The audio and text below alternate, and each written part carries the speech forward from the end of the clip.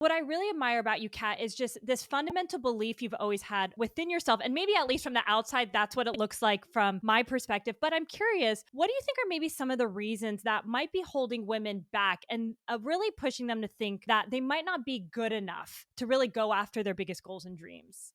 That's such a great question because I think so often just as women, we tend to more than men suffer from imposter syndrome. Like, if a guy is has like 3 of the 10 things you need to apply for this job, he applies. Women feel like they need to have 12 of the 10 things in order to apply for a job. The time I suffered from it the most, and that's what I think the answer to your question is, it's imposter syndrome. It's sort of this, I'm not good enough, like I don't know enough. What if I get it wrong? Or what if I fail? But really, I think it's like, what if I just don't know enough to do the job? When I worked in the entertainment industry, which was my whole first career was actually in the entertainment industry, I didn't go to film school. I was pre-med. So I even pivoted from what I had studied in school and decided I wanted to go in the film industry. And so I had no training whatsoever in film. I didn't know history of film, none of that stuff. And so when I got into, I got a job at CAA, which was the biggest talent agency in Hollywood. And I was in the trainee program there, which was very, hard to get into. And I'd gotten into it. And then I got promoted onto a desk. And when I was on the desk, I would stutter. I would begin to stutter. I was so nervous about just, I want to get it right. I want to get it right. I don't want to disappoint my boss. And then finally, I just had this epiphany where I thought, you know what? I am a member of the movie-going audience, just like everyone else out there, right? And I thought, I can't get this wrong. Like, if I like it, I like it. If I don't like it, I don't like it. I'm a member of the movie-going audience. I have just as much a right to an opinion here as anyone else who's gone to film school, right? Like, and it just literally was that simple for me. It's sort of putting yourself, in this role where you're just like, okay, what do you need to know to get this job done, and really breaking that down to the most basic level, right? Like, you don't need to be an expert. Like, what's the minimum you need to know to be able to attempt to get this done, and start there, as opposed to what's everything I need to know and thinking through every single exception and every single outlier. We do that as women. Don't do that. Men don't do that. Men are like, what's the most basic thing I need to know? Do I have those qualifications? Yes, then go for it. And that really like changed it for me and made it so that with everything I did from that point forward, I took on that thought. That's what I thought. Yeah. Oh my gosh. I'm laughing. I actually saw Jerry Seinfeld do a skit about like women's brains and how, like, in a most beautiful way, we're always so thoughtful of people, but we also have like hypothetical situations. And what if this happens? And it was funny, but it's true. And it's so fascinating because when you said that, I mean, I definitely operate in that way. Running a business or starting a business with that mentality is going to be the toughest thing. So to hear that you were working on really just thinking about like the right next step and not getting so boggled down about every little detail, because that is why we don't go for certain things, because it can feel very overwhelming. Even to this day, I run a business and I have to consciously hold myself back from thinking about things because then I could get very overwhelmed. And I'm like, all right, Yasmin, let's take that first step. So I think you crafting that in that job is really interesting because it only served you kind of later in your life as well. But let's talk about, pre-med. I always love these major career shifts because I always think we're always rediscovering ourselves and our interests, and it's always okay to take leaps and bounds and pivots. So tell me more about the thought process of you wanting to go to med school and then legitimately pivoting to the other side and going into entertainment. Yeah, so it was really crazy. So I was pre-med at UCLA, and I actually love science. I'm a super curious person, and I like to go deep, deep, deep, deep on stuff. And my co-founders actually in 21 Seeds are infused tequila, which is the really exciting part of this whole story. They always joke because when we were sort of exploring this and thinking about how does one make tequila and all of that, I would send them all these articles and all this stuff, and they're just like, oh, there she goes again. But so I do love the study of science. So for me, even though I had made the choice that I didn't want to be a doctor, I had interned as part of training to go to medical school. You have to do internships both in hospitals and usually with some sort of a doctor that specializes in something. And in working with doctors, which I highly recommend anyone out there, if you're thinking about doing anything, the more you get exposed to people that work in the space that you're going into, the better. And the earlier you do that, the better. And by the way, it's never too late. You can always be an apprentice. Everyone's looking for help, by the way. Everyone's looking for help. So don't be afraid to just say, hey, do you need some help with that? You want to get into an interior design? Just ask, find an interior designer, ask if you can be an intern, even if you're a mom, go for it, you know? So anyway, I realized I didn't want to be a doctor. I did get my degree in psycho biology. So I still ended up, graduating in that space. But while I was at UCLA, my boyfriend at the time, actually, his father was a very, very famous screenwriter. And, he wrote Forrest Gump and The Insider and Ali, Munich, big, big movies. I'm an immigrant in this country, right? I moved here from Greece when I was a kid. And as I think a lot of children of immigrants and immigrants that were children that came over, you kind of are, in our households, it's sort of like, okay, are you good at science, math, or negotiating and arguing? So you could be a lawyer, a doctor, an accountant, like that was it. So for me, it didn't even occur to me that you could, make a living making movies. Like that wasn't even on the table for me. Nobody had ever exposed me to anything like that. And so when I was at UCLA, I was introduced to this whole world that just blew me away. I was like, oh my God, I love to tell stories. At the end of the day, even again, our brand, 21 Seeds, right? Yes, it's an infused tequila, but really at the core, we're just telling a story. We're storytellers, or at least I'm a storyteller. And that's really what I brought to our brand. And it's really what I realized that I bring to kind of everything that I do, whether I'm, decorating a house for us, for me and my family to live in. I always think about like, who lives in this house? What's the setting? I think like in stories.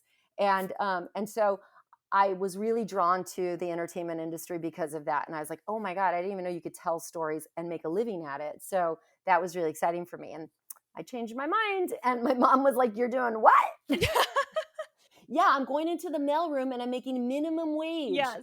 But because you work so many hours, it's actually, you can make a living wage out of it.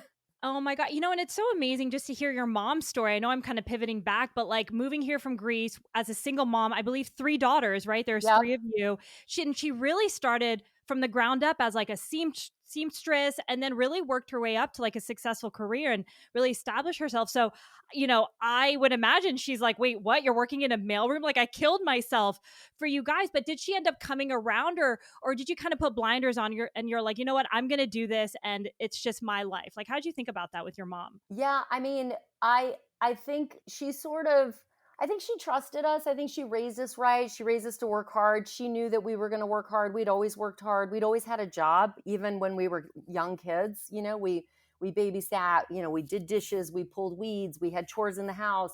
We did all that. So we worked hard from a very young age. So I think she knew that she had instilled that really good work ethic in us. So she thought if, if this is really her passion and this is what she wants to do, she was like skeptically optimistic, I would put it, like, okay, Yeah. let's see. And certainly there were like timelines, right? Like, okay, well, if if we're not seeing like a path to success, at what point, she asked me, at what point are you going to like leave that and get a real job, So it was, but it worked out. Yeah, totally. And I'm curious because you mentioned a little bit earlier, you were in CAA, which is like a prominent firm. Yes, you start from the mailroom, but you really worked your way up. And then you actually ended up leaving to start your own production company. I know there's a lot of learnings there, and that was really like your first foray into, I would say entrepreneurship. So maybe at a high level, you can share more about, that business that you launched and maybe some of the biggest business lessons you kind of learned in that era of your life. Absolutely. So, I was at CAA, then I went to 3 Arts, which was a management production company, and left there. And really, the main thing for me is I was not a good employee. That was my problem. I learned what I could learn very quickly. And then I would get bored. And there's a lot of like paying your dues in the entertainment industry. And I think there's a lot of paying in your dues in a lot of industries. And I don't mind like hard work and doing that. But like I was rearing to go, like I just sort of felt like I could do this, and again, just sort of thinking at the basic level, like I felt like I could find material, I could, raise money, go out there and find people to invest in these films. I could sell, actors and directors on these concepts. And those are kind of like the basic things that you need to do to become a producer. And so I partnered with a friend of mine that I'd met at CA, and we just went for it. And I mean, we learned a lot. There was a lot that was really out of our control. There is more luck in the entertainment industry, I would say, than anything else, because timing. And I think that's the first place I learned that you do need to have luck, lady luck, go your way, step into your direction, with really any industry to be successful. Again, it happened to us with 21 Seeds as well. Like, we did stumble into a lucky situation. It was not a great situation for everyone in that it was COVID. COVID really helped 21 Seeds because people got tired of drinking wine, and that was like our whole value proposition was like, hey, this is a great alternative to wine. And so during COVID, people didn't really want to drink wine anymore. And so they found 21 Seeds. So we got lucky. And I think that was part of our success. And in the entertainment industry, same thing. Like, you needed to make sure that the actors were available when you needed them. The director that you wanted was available. And all of that was like timing and luck. Um, so I was really proud of what we did in that space because, again, we were kind of the underdog, independent. Same thing we did with 21 Seeds. Yeah. So you're going to see a lot of these themes running in my life. But we made a really incredible film that I'm super proud of called Taking Five, about two high school girls who kidnap a boy band. And there you go again, right? It's all about girls call the shots in 21 Seeds, and girls call the shots in this movie. And that's another theme. I love female heroes. So anyway, so we made this film. You can rent it on Apple. It's great. And we had a great time making it. And, we took it to Tribeca and now lives in the world forever. And that's another theme you'll see with me is I like to get into industries where there's something tangible you leave behind. So film and Taking Five, and now infused tequila with 21 Seeds. I love that. And I love that you said there's certain themes that you're going to see throughout your life, because so much of me, even like being in different industries, there's a lot of things you can pull from your skill sets and your interests that still apply to so many different industries or ideas you have. So I love that you mentioned that. And I know we'll continue to see that throughout your story. So I'm curious, you launched this film, you clearly are passionate about it. You like the industry, you're working with your friends, you founded this production company. What was the impetus for you to be like, all right, this isn't something that I want to pursue long term, and kind of thinking about the next phase in your life there? So again, as women, I do believe we can have it all, but not at the same time. I think that's just a practical approach. And at this point in my life, I'd just gotten married. I'd made Taking Five, which was, I'd been in the industry for 15 years. I'd made this film, which was, oh, thank God I made it, because I wouldn't have been able to leave the industry had I not made a tangible film that saw the light of day. I applaud any film that gets made because it's really tough. It's really tough. It's a very hard industry. And so we wanted to start a family, and I knew that, being a Greek mom and coming from a big Greek family, I knew I wanted to spend time with my kids and be there with them when they were little. So I thought it was a good time to sort of exit at that point and start our family. And that's what I did. And it was, I kind of knew it was bittersweet because, the entertainment industry is like a bullet train. It does not stop. And the minute you step off of it, it's like past, it's gonzo, it is gonzo. And I knew that ultimately, I knew I'd want to do something again after I raised the kids. I'd want to go back. And I knew that, it probably wasn't going to be in entertainment because all of the folks that I had, my whole network that I had spent the past 15 years sort of nurturing, those people leave, new people come and go. It's a very fluid industry. And so I knew that I probably wouldn't be able to have a career in entertainment, but it's a choice that I made, and obviously don't regret spending time with the kids. And so was able to do that. Yeah. And I love that in your gut, you kind of knew, I've definitely had a few women on the podcast who were in entertainment or actresses, and just seeing the rejection that you face. And even to your point, like getting to the point of you actually launching a movie is such a big deal. I was meeting with a friend, and she's always wanted to be a screenwriter. So many different opportunities. She's written something and nothing has picked up. And she's like, it's the most grueling thing. So just to see that success that you've done is a big deal. And then also knowing like this might not be something I'm going to pursue in the future, but I'm going to just be with my family. That made sense for you at the time. And I know I'm going to fast forward a little bit, but when you were home with your kids and a stay-at-home mom, you were dealing with some health issues. Tell me more about that, because that's really when the slow idea for 21 Seeds was kind of brewing in your mind. 100%. So I was at this point I had two kids, my two children. I have a son, Elias, my daughter Abigail, and I was at the time about 35 years old. I'm 50 now, 50 guys. I just turned the big 50. You I look got to tell you, amazing. I think 50 is the new 40. 40 for sure. 100%. Exactly. 100%. Feel great. I'm looking to hit 100. Yes. Anyway, that's Yes. a different podcast, right? Yes. Um, Maybe that's the next chapter. Yeah. But anyway, so I was drinking wine at the time. Like that was what I woke up and love my coffee. I'm obsessed with coffee and I'm quite a coffee connoisseur. And I would like at the end of my day, I wanted to relax and unwind. And the way was doing that at the time was I'd have a glass of wine, usually at the end of the day, and then usually a glass of wine while I was cooking dinner or something. And again, right when I turned about 35 years old, it just stopped agreeing with me. I was getting some headaches. I was having trouble sleeping. So just different things. And I started really like, again, digging into it because you know me, I'm super curious and like went deep, deep, deep. And there's just a lot of organic living material in fermented spirits, a big category like champagne, wine, beer, sake, that just kind of as you get older, your body, your metabolism changes a bit. It just gets harder to metabolize. And so for all of us, really, and that's what I found to be the case. It wasn't just me. So many, when we launched 21 Seeds and that sort of came out like as the reason why I kind of started infusing tequila. I cannot tell you, Yasmin, how many people I heard from, women in particular, right, that just were like, oh, thank God, something else to drink besides wine because we can't drink wine anymore. So I literally was like, I saw a lot of my girlfriends switching, first of all, over to a distilled spirit, which what tequila is. And it's just, again, when you distill, you burn off the alcohol, right? You boil it away. And so there's nothing living in it anymore. So it's just a cleaner.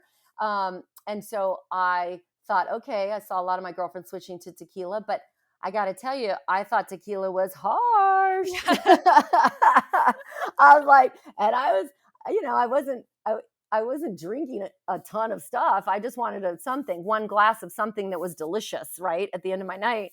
And man, I would splurge and buy the nicest tequilas, and I just found them all to be so harsh. And to get them to be sort of as smooth and easy to drink as a glass of wine, I was having to do so much to them. And I thought, I can't. This is a lot of work. I'm a mom. It's at the end of my day. I don't want to do more work. I just want to relax and unwind and have something that's easy to mix, maybe with some club soda at most, And so I love to cook. And I thought, what if I just put some fruit in this tequila? What will happen? And I grabbed my Brita, which I took the guts out because I just wanted to make a big batch of it.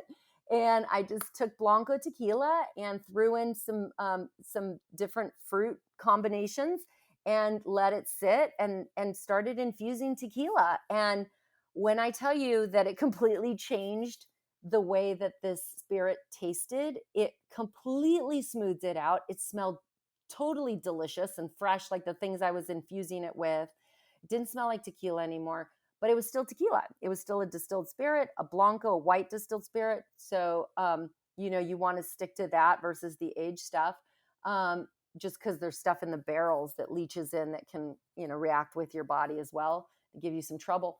But I did this and I even poured it. I would make a spritz. We call it now a seed and soda, but basically it was like I would take 1 ounce of this infused tequila, top it off with club soda, use a giant slice of orange because I love orange versus lime is so acidic. So I prefer orange, and put that all with some ice in a gorgeous wine glass. And I was having a spritz. It was as easy to drink as a glass of wine. And it was only half the calories, 59 calories for all that. Right? So it was like half the calories of a glass of wine, and I could enjoy a delicious, delicious spritz that was super easy to drink. And that's what I started doing. And then, of course, word got out, and all my girlfriends were like, oh my God, this is so good. Like, can you make me a batch? Can you make me a batch? And, and I was making all these different flavors of infused tequilas, right? I was doing, my very first one was cucumber jalapeno, actually, Oh, nice. which is our best seller now. Ironically, I don't think that happens often. Usually it's like third time's the charm. In this case, it was like the first time out the gate was the charm. But we have a Valencia orange one, we have a grapefruit hibiscus one, and all of these were infusions I was making at home, and my girlfriends were loving them because they not only they could drink them as an easy spritz, but they could also just add a splash of simple syrup and say a squeeze of lime, and that was all you needed, and you had like a skinny margarita, and you could add 100 different flavored club sodas and make so many different kinds of cocktails, all so easy. And these were all mom friends of mine, and they were like, this is so easy in my life, I don't have to, like, it's not complicated, I don't have to be a mixologist to use this. And back then it was just called Cat's Tequila, and now it's called 21 Seeds. Oh my gosh. I love it. And I'm so curious, and I don't know if I read this properly. So you created this for yourself. All your friends loved it. Like clearly there's an interest in what you're creating, but it was many years until you really started a business. So tell us more about, when you started it, because I think people who are listening are like, okay, cool. Another founder story. She started something, her friends liked it. They launched her first SKU, did well. Like I know there's many years that go behind the scenes of that. So maybe you can kind of paint the picture because I always find that super fascinating. Totally. It's like a 19-hour labor, and then the baby comes out Yeah, really fast. But then she had that baby in 30 minutes, just popped out. yeah. No one talks about the labor. But basically, you are absolutely right. This was not an overnight success story. I was infusing this at my house, making this infused tequila for 9 years before I Wow. even thought to turn it into a business. Like I wasn't really thinking to turn it into a business yet because the kids were still, not that they weren't sort of, I like to call it, like they weren't cooked yet, like ready to send them out into the world. So I wasn't really ready to go back to work. And so I wasn't really thinking about it in that context. I was just really trying to solve my own problem with wine, right? So I was truly looking for something delicious to replace my nightly glass of wine. And it really was because so many of my girlfriends, like I started to notice like so many of my girlfriends switching from wine and champagne in particular over to tequila, right? And when we were out, out at a bar, if we weren't drinking this at home, I would notice that they weren't sipping it, and at the time the innovation was sipping tequila, like you sip it like a scotch or a whiskey, but they were drinking it like how I was making my spritzes at home and how they were drinking the spritzes at home. They would have, say tequila, soda, 3 limes, tequila, soda, squeeze of juice. Like that's how they were ordering it. So I thought, because I started to notice this, I thought, there is probably a market for this. Like if we could just take away that extra step and make this super easy for people, and they could just take this infused tequila and add any number of different club sodas, whether it's a flavored club soda or just a plain club soda, and then make an easy margarita, with just a splash of simple syrup and a splash of lime juice. Like that actually solves a big problem for people, right? Because I think there are a lot of people out there who are very intimidated by spirits, right? Like hard alcohol, they don't know what to do with it. And I think that was a big thing that we solved for people with 21 Seeds, was that like, hey, it's not that complicated. Like you can't mess it up. Like you really can't go wrong with this. All you have to do is just do a shot and add, some club soda, a splash of this, a splash of that, and you're good. Because we did this hard work of infusing it and smoothing it out so tremendously. 9 times that, like the 9 out of 10 things you're putting in a cocktail, say, are to smooth out the harshness of the alcohol. And we had already done that with the infusion. So it just became so easy. And I was getting that feedback from my friends too, like, God, this is so easy to use. And then they started to feel badly for me because my kitchen started to look like a lab. And they're like, what do my husband's like, how many bottles are you making, because I was making so many bottles for so many friends. They're like, oh, Wow. you making a batch? Can you make me a batch? And finally, one of my friends was just like, if you just make it, if you just make this stuff and sell it, we can just buy it at the store and you don't have to make it for us anymore. And I thought, you know what? Let me look into this. Like, what is it? How does one start a tequila company, And at that point, I had no idea. And I certainly knew I wasn't going to do it by myself. So I needed to go find some partners, which I went out and found. And I can tell you about those two lovely ladies. I love partnering with women. I partnered with women when I started my production company. I love working with women. Um, Men are also great, but I do Yeah. love working with women. I love it. And so that's helpful because I think, so many of us sometimes have this idea and, it took you 9 years and, building that demand amongst your friends and someone kind of planting that seed, no pun intended with 21 seeds, but like in your brain, you're like, okay, maybe I'm at a place in my life where I can maybe start looking into this. And I love that you said you immediately thought, who should my partners be? Because I think starting a business, we sometimes put all this pressure on ourselves, like, gosh, I'm not the expert or I can't do it alone. And I think we forget, oh, an option is to find co-founders or partners. So tell us more about what you were thinking and who those women are that you partnered with. Totally. So I have the two most amazing co-founders in my sister Nicole and our girlfriend Sarika. And um, I basically I knew what I was good at. I knew I was a very good storyteller, which is marketing. I mean, that's what marketing is, right, guys? If you want to build a brand, you got to tell a story, and you got to get people to be excited about that story that you're telling. And so I knew I was really good at that, and I was really good at taste, like tasting things. I don't even know what the term is like I'm a good taster. I did not know that about myself until I sort of started going down this journey of like really, creating the product for, commercially. But like I was always the person in the group where, if we ordered drinks, I'd be like, okay, can we make it like this? Can you less that, more of that? And everyone's sitting around and they're like, oh God, that took a half hour. Just whatever she's ordering, like we'll do 6 of those, right? Because That's a I'm skill. that person. I'm that person with when it comes to cocktails and just liquids, right? And so I was very good at making cocktails, and we have amazing cocktail recipes, all of which I've created, all of which are on our website, 21seeds.com, or our Instagram at 21seeds. If you're looking for easy at-home cocktail solutions, I'm your girl. I have them for you. I love making them, and I feel like it really comes across in our cocktails. So I knew I was going to be responsible for all of that stuff. What I hate doing, I hate it. And that's when you're looking for partners, find people who love to do things you hate to do, right? Those are the best partners, and stay out of their way. Once you make them your partners, don't get involved anymore, And so it was sort of like with my sister, Nicole, she's an amazing CFO, has had an incredible career in that space, CFO, operations, HR. She kind of thinks she's a lawyer, even though she's not. She's watched a lot of Law and Order, and she just fancies herself like, I object, Your Honor. She's the girl. So I knew she could handle all of that stuff. And so I went to her. She had a full-time job. She was a CFO. She's a mom. She was a mom then. She was a full-time CFO of a huge company. And I said to her, sister, you know that tequila I've been making all these years? Do you want to start a tequila company with me? And she said, yes, because one time when she was traveling through India, she'd met like a fortune teller, like a medium Yeah. I don't know exactly what the title of this woman was, but this woman told her, you will make your biggest fortune partnering with family. No way. Wow. I have Yes. goosebumps. Yes. And she believes in that stuff really a lot, my sister, and which is ironic because she's like such a numbers person and I'm the I'm the same. storyteller. And I'm like, I don't really believe in that stuff that much, but she totally does. And so she said yes. And that was exciting and cool because I thought she was going to be too busy, and she wasn't. And she But quit her job, or was she doing it on the side no, initially?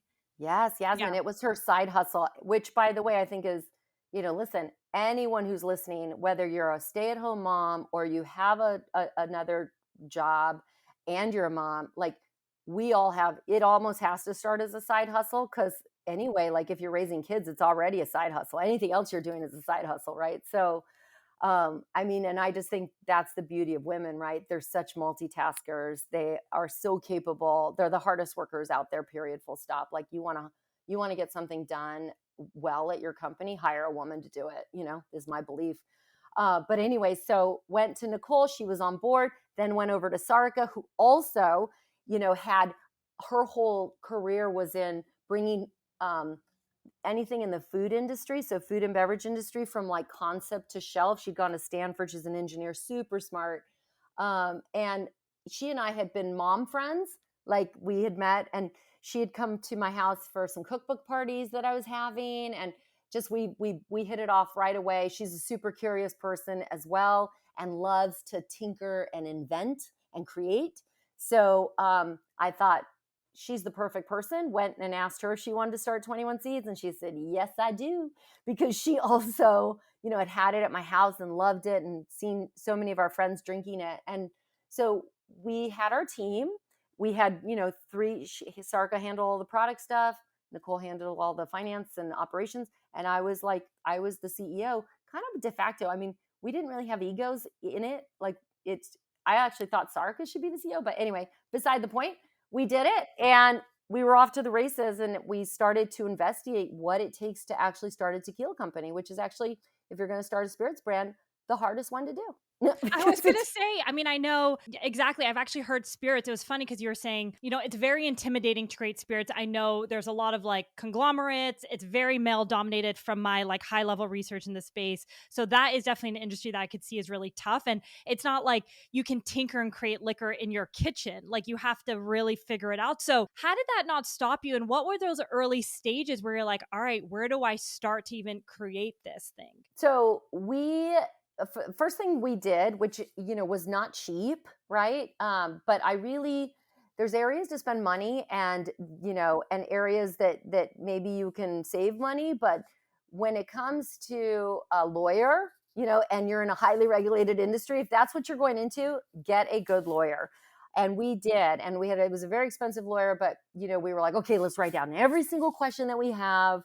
Let's see if we can get these answers, through Google. We didn't have ChatGPT back then, so we couldn't use that. But like through people we knew, and then let's hone in, get an even tighter list of questions, and then we're not going to be making friends with this lawyer, right? Like, because as women, we love to chitty chat and make friends with everyone, and like we're like, no, we So don't have that expensive extra for the money. hour. It's very expensive, exactly. So don't do that, because they'll talk, right? Yeah, And they'll so, talk and I literally oh, get the bill and I'm like, you're "What? just like, You were talking to me?" I mean, I'm like, was this therapy? What is Yeah. happening here? What's going on here? So we literally, met with the lawyer, and that really saved us, really answered all the big things. The fact that you have to make tequila down in Mexico, there's a governing body down there. There's a lot of things around tequila that are very specific. And that really pointed us in the right direction, and got, it's sort of like a scavenger hunt. And that's when, and you really have to like pull on every thread. And this is where, if you want to start your own business, it's good to be curious, right? Because I would say that whole first sort of year, as we were developing this and the concept and figuring out if we can actually make what I was making in my kitchen. Because I said, to Sarika, who was our product person, I said, if it doesn't taste as amazing as it does in my house, in my kitchen, then I don't want to make it, because that's the goal, right? The goal is to make something that is super delicious, tastes as good as it was made, when we were doing it in small batches, but at scale. And if we couldn't do that, I didn't want to do it, because I was actually just really trying to solve this problem for myself. And now so many other folks that were drinking this infused tequila were agreeing it solved this problem for them as this easy alternative to wine. If it didn't taste good, then it wasn't going to solve the problem. So that was the sort of toughest part, because nobody was infusing tequila down in Mexico when we went down to Mexico to do this. So we really had to innovate and find partners down there that were willing to innovate with us and take a chance on first timers, right? The three of us weren't from the spirits industry. So in many ways, people had to take chances on us, because in other ways, because we weren't from the spirits industry, we benefited from that, because we could come from an outsider's perspective and approach it the way that we wanted to approach it, especially in how we marketed the brand, and where we went to sell the brand. We kind of did it in reverse order than is typically done in the spirits industry, and I think that was because we were outsiders, and we didn't have a lot of these preconceived notions, right? People saying, you can't do that, you can't, it's not how it's done. We were like, well, we are just going to do what we think is right, what we think is best. We're going to come at it from a very practical way. And we just thought, we're going to make a product. Number one, most important thing, it has to be extraordinary in how it tastes. And we did that. And once we had that extraordinarily delicious tasting product, we were like, okay, now let's go find her, right? That was our next goal, was to go find her, because we really made this product first and foremost for our moms out there. Like, first and foremost, truly, truly. And when you don't have a big marketing budget and you're just getting going, I think our personal approach is to really hone in on a customer and know her the way she's like your lead actress in your script, in your story. And you need to know everything about her, right? Solve every single one of her pain points. And once you know that girl, like for us, once we knew that mom, we were like, okay, now we know exactly where to find her because we know who we're looking for, right? And that's so important. If you're making a product or a service, you want to start a company, you've got to know who your customer is. And eventually, if you do your job right, and again, you make that product taste great, work great, whatever, solve all the pain points for that one hero, heroine in your movie, the lead actress, she's going to tell everybody about it. She's going to tell everybody about it. And that's the thing about moms. Moms, like 1+1 doesn't equal 2. 1+1 equals like her and her 10 friends, right? And that's exactly what happened with us, right? We focused on her. She told everybody. Now we have many people drinking 21 Seeds, not just moms, right? Dads drink it, friends drink it, trainers drink it, nutritionists drink it, everyone's drinking it now. But it really started with this mom army of ours. These women who just fell in love with it, fell in love with our story, the brand, the way it tasted, it solved her pain points, it was easy to use, it's half the calories of a glass of wine if she was making it into a spritz. So she was like, what's not to love, right? Plus there were these 3 moms who were making it. And we were, on Instagram and on social media, like showing her how to use it, right? Because it's new and different. And that's the other piece of it. It's like, make a great product, figure out who your customer is, go find her, and then show her what to do with your product. And that's the winning formula. Oh my gosh, I have goosebumps because all of this that you're saying resonates so much and is so, so true. I have a million questions, so I'm just going to go through. What I love that you said, I want to underscore this, is that because I have a lot of friends and just people who reach out to me on DM who listen to the podcast who ask me about like finding the right manufacturer, whatever industry that is. And you said something that I think is important is it takes time. Like people maybe have 4 or 5 phone calls and are like, oh gosh, this is so hard. I'm like, no, that's part of the process. And even for you, you said it took a year. And then once you probably found someone, you had to convince them. And that's where your storytelling comes in. But I just want to share that because I don't want people to feel like, no, this isn't the right fit for me. It's like, no, ask questions, keep going, because that's just like everyone's journey. So I love that you kind of talked about it. And then the next step is really understanding your customer and targeting that. And I'm curious, did you guys actually raise money before? Do you mind kind of talking about Yeah, that before I yeah, go into some other absolutely, questions? absolutely. Yeah, and just one thing you said, Yasmin, that's so important. We also have conversations with people who've tried to do what you want to do and failed. Those are just as important, those conversations, and because those people, misery loves company, right? And so those people are like, oh, you shouldn't do it Yeah. because I tried it and I failed. And you're like, okay, tell me more about why you failed. Or like, then you ask them a million questions. And I got to tell you, one of the things that saved us so much time in bringing 21 Seeds to market as quickly as we did was something we learned in exactly that conversation with someone who had tried to make a tequila, failed. And one of the reasons they failed was this thing. Anyway, it's a minor detail, but it was a big deal for us. And that alerted us to this little thing we had to get done. And so it was like, that wouldn't have happened if we hadn't had the conversation with someone who had tried and failed and actually tried to convince us not to do And it. how did you know this person? Did you just kind of find them through network or? Yeah. Yeah. Okay. Basically, what you have to do is cast a very wide net. Like any human really that touches your product in any way, for us, it was like whether they owned a restaurant or a bar or, were, someone who'd invested in a spirits brand, or whether they knew they had a friend, you really start to like dig into your network, and you have Yeah. to be, you have to be bold about it, right? You can't be shy. You got to say, hey, I really, who do you know in the space, and list out the things. And that's the other thing is like, nobody owes you anything, right? Nobody owes any of us anything. You're coming to someone for help, for their time, for their context. like be kind, try to be funny. People love humor, and just try to, if they can't help you, then just try to always leave on an upbeat, positive note, because then people want to talk to you again. So initially, the three of us put in the seed money to figure out, and it wasn't a lot, but we just wanted to make sure we could actually bring the product to market. Like if we, because we were innovating, nobody was making infused tequila back then. We thought, okay, why not? Like maybe you can't make it, So we needed to make sure that we could actually make it. And so we did, and that took up the seed money. And then we did two more rounds of fundraising. You really do need to, in for spirits, if for anyone out there looking to start a spirits brand, like you have to raise money to start a spirits brand. It's not something you can sort of bootstrap, like the way you might be able to bootstrap technology, in your garage, say. But that's not the case when you're making a physical product. Be prepared to raise money. And we raised money from friends and family, and we really focused on trying to raise money from women. In fact, when we we sold our company, we had a very successful exit, which we're very proud of. An incredible exit by a female founded spirits brand, by the way. Like, I think probably the biggest ever in history. I mean, I don't know every single deal that's happened, but like it was an amazing exit.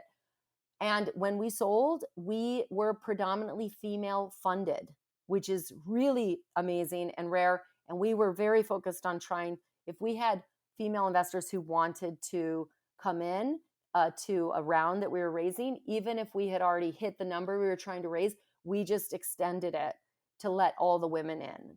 Because, we were, in Silicon Valley, a lot of women don't get the opportunity to early invest in stuff. So we wanted to make sure that if there was a woman out there that was looking to invest, we were willing to take her money, which was important for us.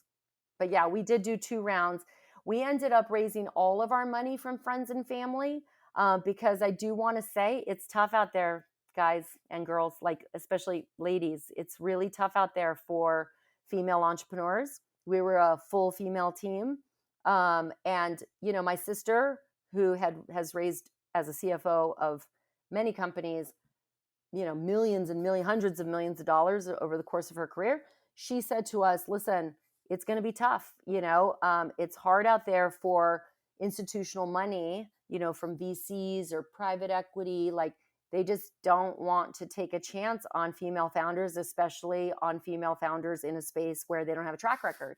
So just know that. And, listen, when we went out to do our second round of financing, we were successful at that point. We were selling, and I like this as a benchmark.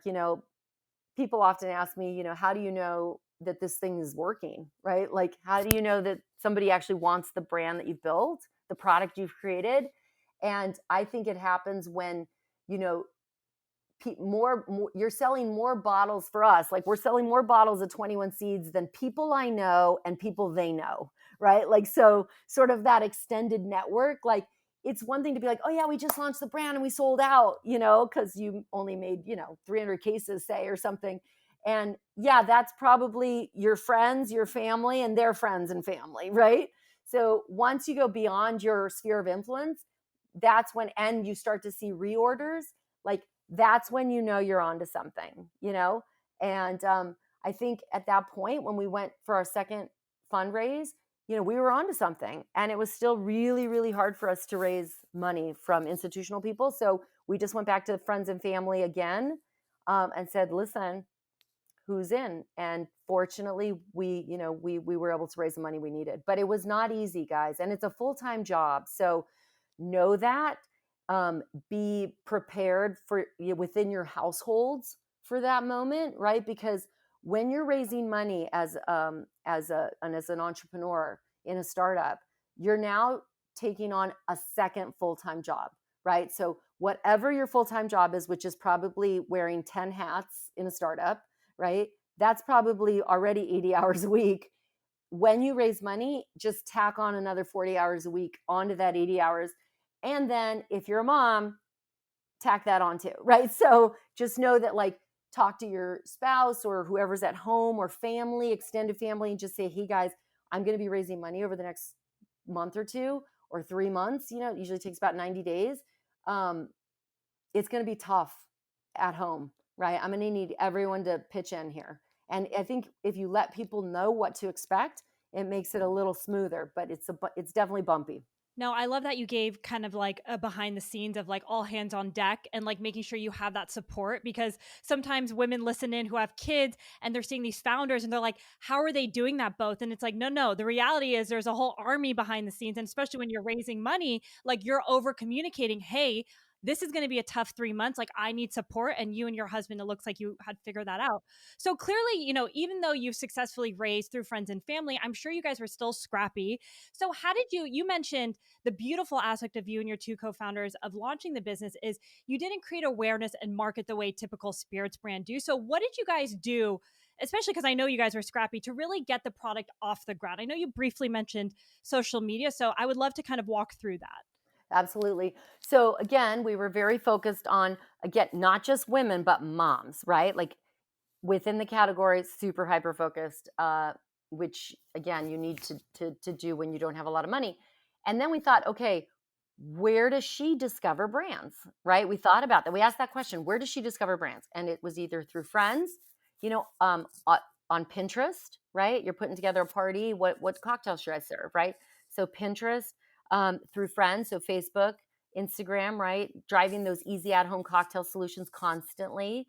And then we did a lot of collabs, right? We reached out to other like-minded brands, right? Like other brands that we loved, right? Because we were three moms. So we had like a built-in focus group. And plus we had our extended network of moms. So we really knew this girl. We knew this mom. And we kind of looked at the brands that we loved, and those brands probably they spoke to us and probably tended to have mom customers. And so we reached out to those brands through DM, guys. So don't be shy. Like DM people. If you're a founder reaching out to another brand, it goes miles. Like people love to meet other founders, especially a lot of these brands were female founded as well. So female founders especially love to meet other female founders.